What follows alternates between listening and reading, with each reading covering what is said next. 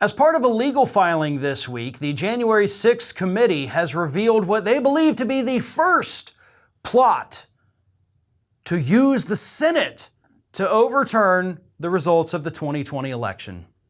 And of course, before we get into the plot itself, just know that this was filed with the court because the January 6th committee is still trying to get some of John Eastman's materials, so they had to file this email, because it did pertain to Eastman, showing the judge that, hey, listen, we're pretty clear there's crimes being committed, here's more evidence, which of course is why this one was made public.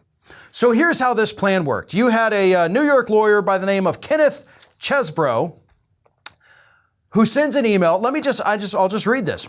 Chesebro outlined that under his legal theory, then Vice President Mike Pence could recuse himself from certifying the election, and Chuck Grassley, who was the Senate pro tempore at the time. Chuck Grassley, or another senior Republican, could step in to preside over the Senate and essentially set aside Biden's Electoral College win, giving Trump time to further question his loss in public discourse and in court. By January 2nd of 2021, because that email was sent on December 13th, by January 2nd, 2021, Chesebro said in a follow-up email that the proposal had largely become irrelevant. So, all right, guys, I got a plan. Mike Pence is going to recuse himself, right? And then we get the president pro tempore of the Senate, Chuck Grassley, or maybe just any other Republican. I don't even care. They get to preside over it. They stall it, right? They just basically say, we're not going to do this today. They adjourn. And then Donald Trump can go out and keep lying to the public. And challenge it in court, of course, too. But mostly the lying to the public thing. How about that? That a couple weeks later, he's like, yeah, sorry guys, this ain't gonna happen. And like I said, the committee believes this was like the first plan to actually use the certification to overturn the results of the election.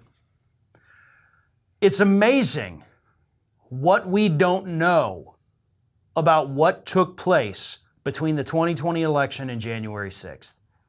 And of course, that is why this committee's work is so important.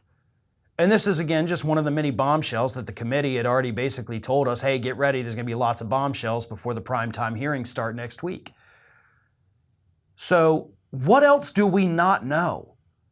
I mean, think about this for a moment. Everything that is coming out of this committee, not only is it unprecedented in American history, and we need to take a moment to just think about that. This entire administration, lawyers from around the country, and even members of Congress wanted to overturn the results of a presidential election. I don't think that we think about that enough. Like just that simple fact that, oh my God, they really tried to do this. Like, let that sink in for a moment. They really tried to do this. It's remarkable, and I don't think we're giving that the gravity that it deserves. So anyway, we don't know most of the story. We get bits and pieces here and there, either because, it's been leaked by the press, or to the press, or because we find out because it's been in court filings. Most of the things that committee has, most of what they know, has not been leaked. It has not been filed in court, so we have no idea what they know. When this report comes out, there's going to be a lot of shock and awe throughout the United States. And let's hope that it ends with criminal convictions. Because again, I still don't think, even with as much as we talk about it, sometimes it still dawns on me just how serious this really is. And I think a lot of people, because we've just heard about it so much for so long, we've kind of gotten a little numb to it. But folks, they came this close. They came this close to overturning the results of that election. And some of them are still trying to do that to this day. That is something that needs to be treated with the utmost of seriousness and, eventually, a lot of criminal convictions. This is Hattie.